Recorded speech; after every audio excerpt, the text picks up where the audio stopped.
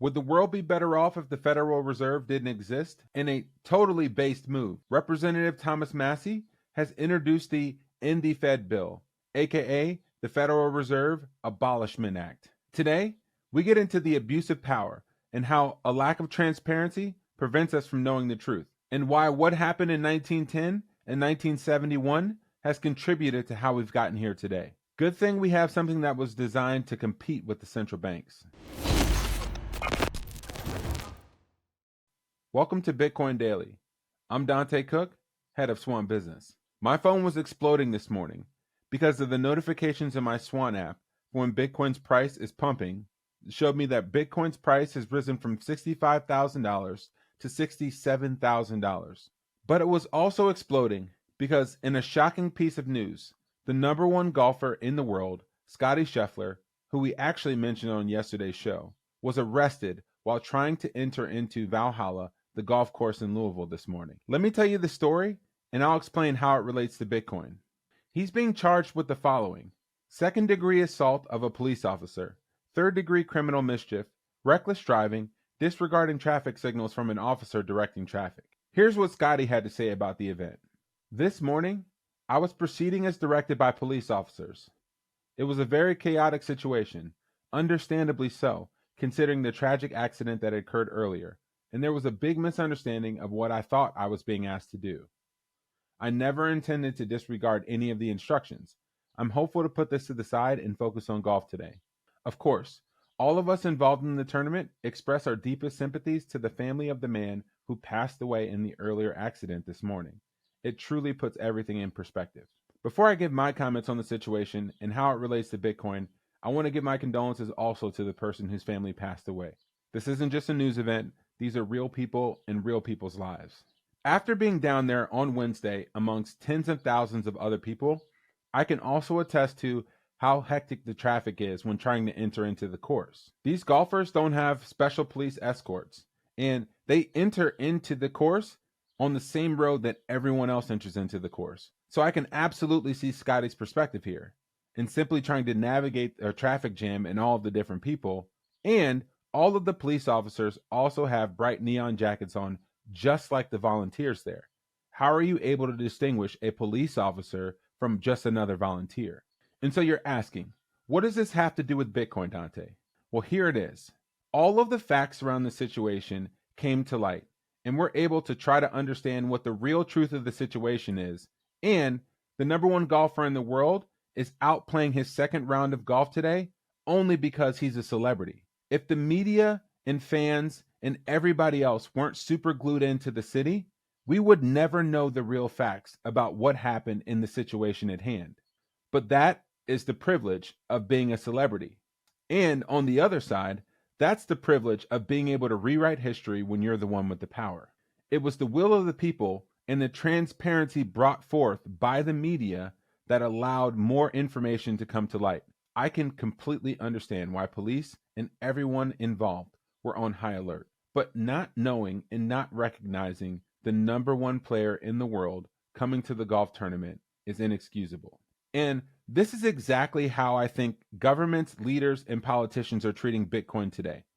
Just because there have been tragedies in the broader crypto system that have involved fraud, criminal activity, doesn't mean that you should not recognize Bitcoin, the number one asset in the world, that is completely separate and completely different from all of these other things that have happened. So instead of recognizing that Bitcoin has been the number one performing asset in the world over the last 15 years, they treat it like a threat and relate it to everything else. Without a transparent ledger, where everyone's able to see all of the information, all of the facts, both sides of the story, the to and the from, we're unable to fully understand what the truth is. And this is exactly what happens in our financial system.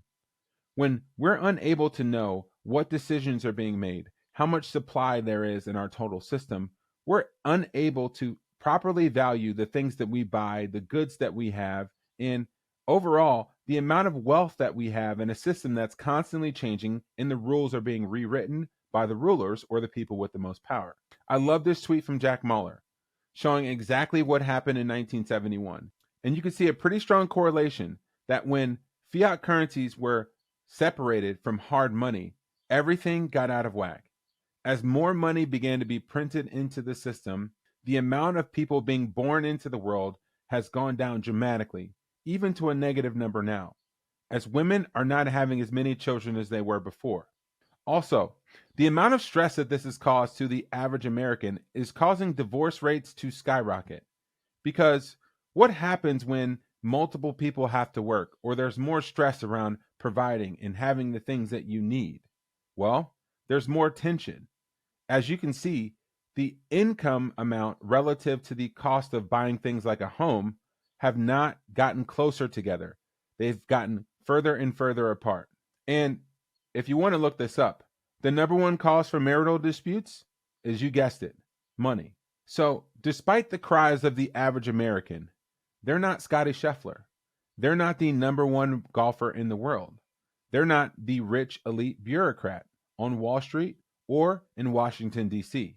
And so, therefore, their cries are not heard. Bitcoin brings truth and facts to the life for every single person involved.